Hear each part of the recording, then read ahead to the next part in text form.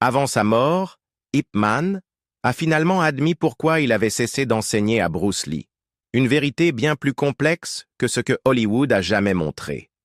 Pendant des années, le monde a célébré le lien légendaire entre ces icônes des arts martiaux, avec des films montrant un jeune Bruce Lee s'entraînant dans un temple secret sous la tutelle d'un maître éclairé. Pourtant, la réalité impliquait de profondes tensions culturelles, de féroces rivalités et les dures conditions de Hong Kong dans les années 50 qui finirent par créer un fossé entre eux. Dans cette vidéo, nous démystifions les légendes pour révéler comment d'anciens préjugés, des camarades jaloux et la pression de préserver le Wing Chun ont poussé Ip Man à prendre cette décision difficile. Rejoignez-nous pour découvrir l'histoire méconnue derrière ce moment décisif. Et posez-vous la question. Que se serait-il passé si Bruce avait achevé sa formation traditionnelle? Comment Bruce Lee a-t-il intégré les cours d'Ip Man? Bruce Lee a rencontré Ip Man pour la première fois au début des années 1950, alors qu'il avait environ 15 ans. À l'époque, Bruce n'était pas encore le pratiquant discipliné des arts martiaux que le monde connaîtrait plus tard. Il était simplement un adolescent plongé dans la vie tumultueuse des rues de Hong Kong où les bagarres de gangs et la violence urbaine faisaient en partie de son quotidien. Dirigeant un gang surnommé les 8 Tigres de Junction Street, Bruce s'était forgé une réputation de combattant de rue compétent, bien que ses techniques fussent encore brutes et non raffinées. Ce milieu rude l'a poussé à chercher un moyen d'améliorer ses aptitudes au combat, et cette quête l'a mené vers le kung-fu. Sa première approche du kung-fu ne se fit pas par un entraînement formel, mais plutôt en observant les autres se battre et en expérimentant des techniques par lui-même. L'un de ses amis les plus proches, William Chung, apprenait déjà le Wing Chun auprès du célèbre grand maître Ip Man. Reconnaissant l'esprit combatif et le talent naturel de Bruce, Chung proposa de le présenter à son professeur. Cette rencontre allait changer la vie de Bruce Lee. Il y eut toutefois une complication initiale. La mère de Bruce ayant des origines européennes, certains voyaient en lui un étranger. Dans le monde traditionnel des arts martiaux chinois de l'époque, il existait une règle de longue date interdisant d'enseigner aux élèves non chinois. Plusieurs des élèves seniors d'Ip Man s'opposèrent à l'admission de Bruce dans l'école. William Chung, convaincu du potentiel de Bruce, se porta garant pour lui. Grâce à cette intervention, Bruce fut finalement accepté dans l'école de Wing Chun d'Ip Man. Cependant, l'entraînement de Bruce ne débuta pas comme il l'avait imaginé. Plutôt que d'apprendre immédiatement des mouvements complexes ou des techniques de combat, il fut chargé de pratiquer une seule posture pendant plusieurs jours. Cela fut particulièrement frustrant pour Bruce, qui espérait acquérir rapidement des techniques applicables aux bagarres de rue. Il se plaignit auprès de son père de cet exercice apparemment inutile, mais rien ne changea. Malgré sa frustration, il continue à se présenter en cours et à répéter inlassablement cette posture. L'approche d'Ip Man était délibérée. Sa philosophie mettait l'accent sur l'importance de bâtir une base solide avant de passer à des techniques plus élaborées. En obligeant Bruce à se concentrer uniquement sur la perfection de cette posture, Ip Man lui inculquait la précision, l'équilibre et la structure qui deviendraient essentiels à sa future maîtrise des arts martiaux. À l'époque, Bruce trouvait cet entraînement fastidieux, mais rétrospectivement, il posa les fondations de ses innovations ultérieures.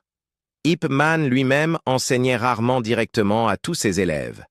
Il réservait une instruction personnelle à ceux qu'il jugeait particulièrement prometteurs ou dévoués. Dans le cas de Bruce, une grande partie de l'enseignement quotidien fut assurée par Wong Chun Leung, l'un des élèves seniors les plus fiables d'Ip Man. Wong était réputé pour son approche pragmatique du Wing Chun, façonnée par ses propres expériences lors de combats réels. Sous sa direction, les compétences de Bruce s'améliorèrent rapidement. L'accent mis par Wong sur l'efficacité et l'adaptabilité dans les combats réels faisait écho à l'expérience de Bruce dans les bagarres de rue. Au fur et à mesure de ses progrès, Ip Man commença à s'intéresser personnellement à son développement. Le grand maître reconnut le talent et l'enthousiasme de Bruce pour l'apprentissage. Au-delà des techniques physiques, Ip Man lui fit découvrir la philosophie profonde du kung-fu, l'importance de la fluidité, de l'adaptabilité et de la compréhension de son adversaire. Cette base philosophique influencera plus tard de nombreuses idées célèbres de Bruce, y compris sa fameuse maxime « Sois comme l'eau ».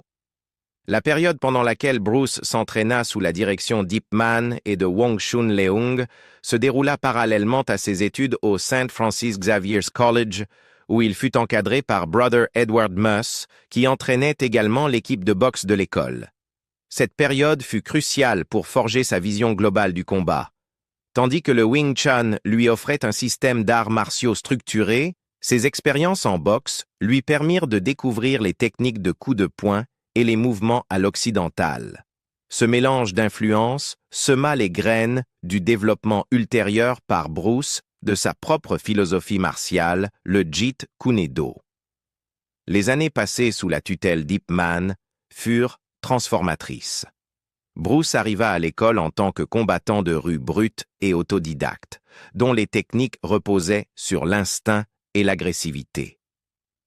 Grâce à l'entraînement patient et structuré dispensé par Ip Man, cette agressivité fut raffinée en contrôle, précision et efficacité. Cette transformation fut autant physique que mentale. Bruce commença à percevoir le combat non seulement comme un conflit physique, mais comme une interaction dynamique nécessitant à la fois technique et adaptabilité. Pourquoi Ip Man a-t-il cessé d'enseigner à Bruce Lee? L'environnement de l'école d'Ip Man était non seulement exigeant en raison des méthodes d'entraînement, mais aussi à cause des conflits internes entre les élèves. La capacité naturelle de Bruce lui permettait de surpasser rapidement nombre de ses pairs, intensifiant ainsi leurs ressentiments. La jalousie était profonde et ses origines mixtes attisaient encore davantage le mécontentement. De nombreux traditionalistes au sein de l'école estimaient que les arts martiaux chinois devaient être réservés exclusivement aux personnes de pure ascendance chinoise. Ce préjugé offrait une justification commode à ses détracteurs, et malgré l'acceptation personnelle par Ip Man du talent de Bruce, l'opposition croissante au sein de l'école ne pouvait être ignorée. Au fur et à mesure que les compétences de Bruce s'amélioraient sous la direction d'Ip Man et de son élève senior Wong Chun Leung, la pression extérieure sur le grand maître augmentait. Dans la communauté conservatrice des arts martiaux de Hong Kong, les traditions étaient farouchement défendues. L'idée d'enseigner les arts martiaux chinois à une personne aux origines mixtes suscitait la controverse.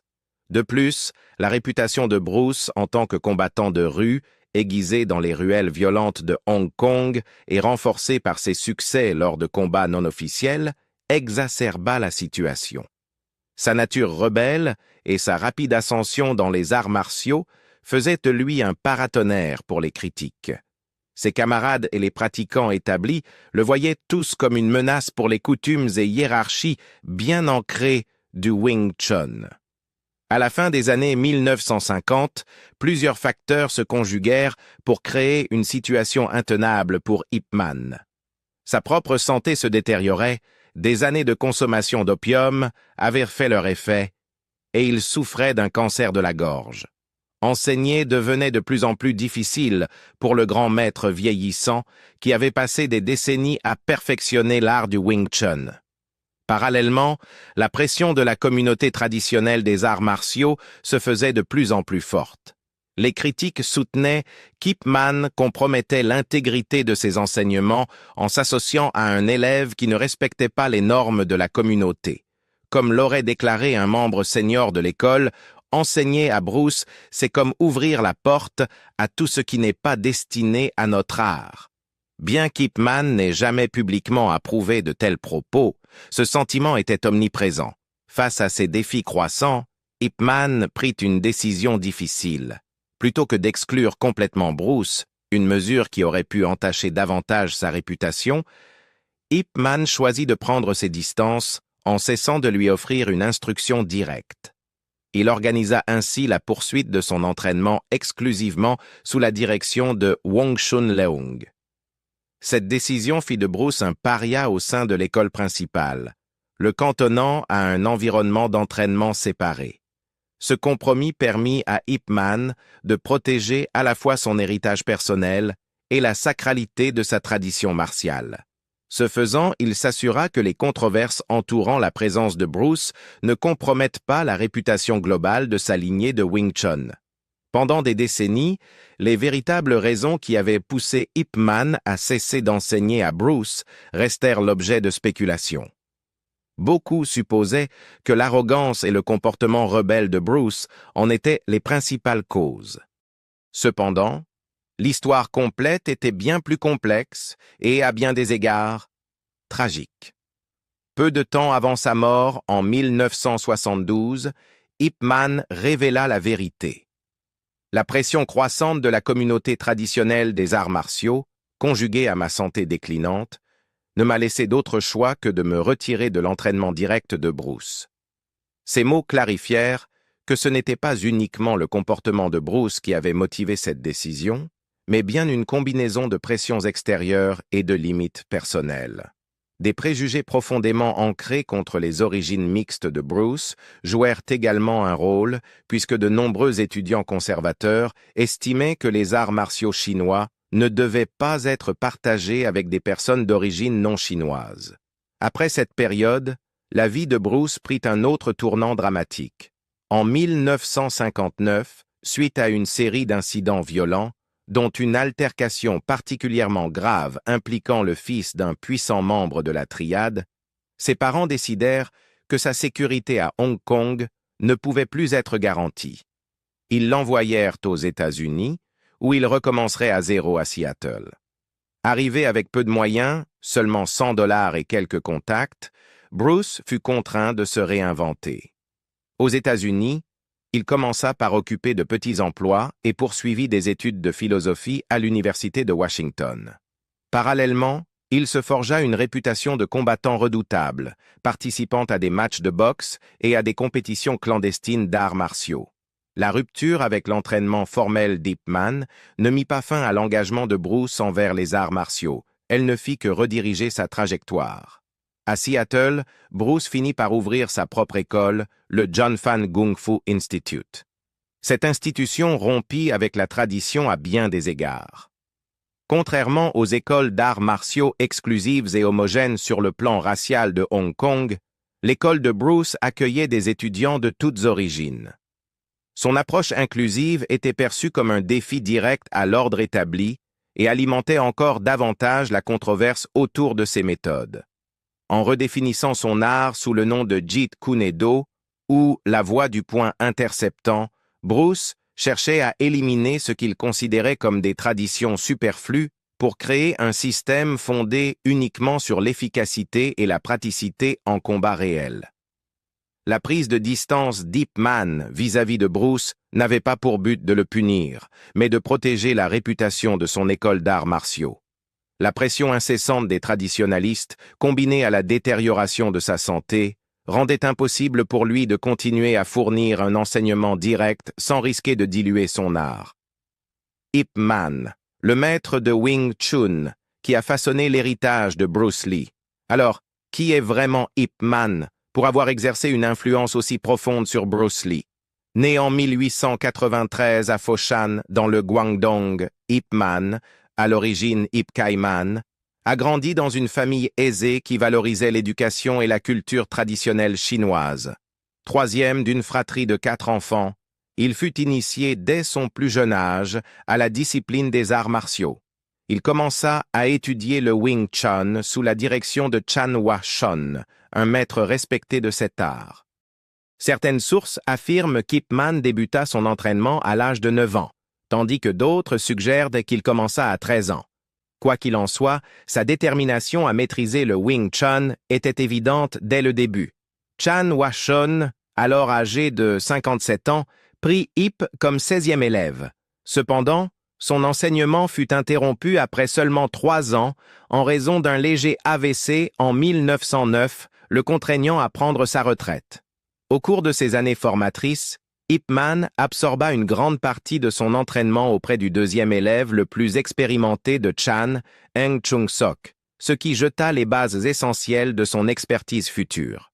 Dans sa vingtaine, Ip Man avait déjà atteint un niveau de compétence lui permettant d'enseigner aux autres, bien qu'il n'ait pas encore créé d'école officielle.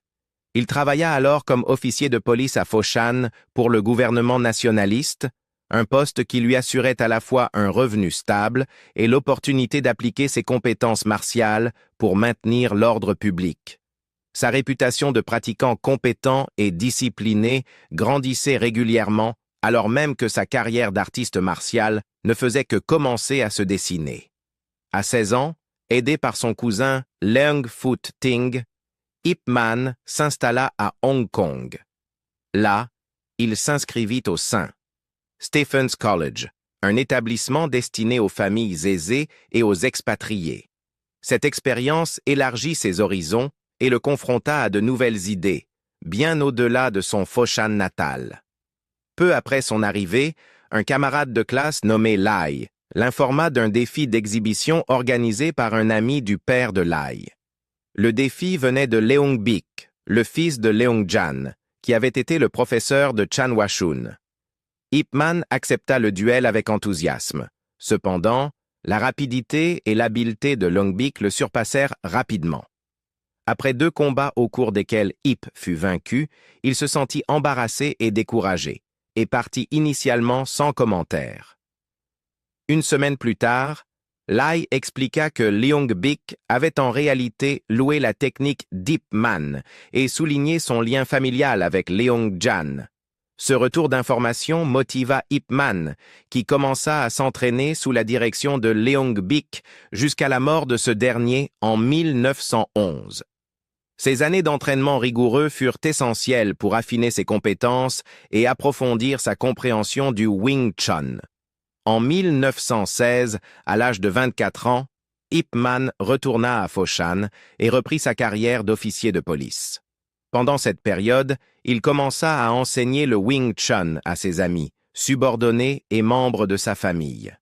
Bien qu'il n'ait jamais établi d'école d'arts martiaux officielle à Foshan, ses cours jouissaient d'une excellente réputation.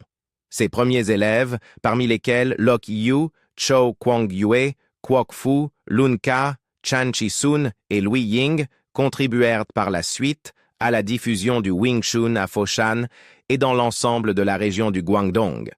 Certains d'entre eux émigrèrent même à Hong Kong, même si tous ne se lancèrent pas dans une carrière d'enseignant.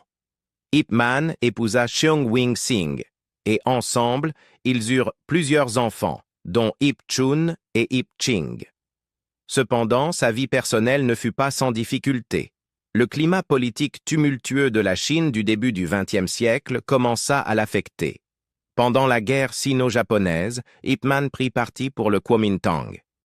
Des rumeurs circulent selon lesquelles il aurait rejoint le Bureau central d'enquête et de statistique dans le Guizhou en 1938, puis serait retourné à Foshan en tant qu'agent de renseignement infiltré, bien que les détails restent controversés. Ce qui est certain, c'est qu'il passa quelque temps chez son élève Kwok Fu pendant le conflit, avant de revenir à Foshan lorsque les hostilités prirent fin.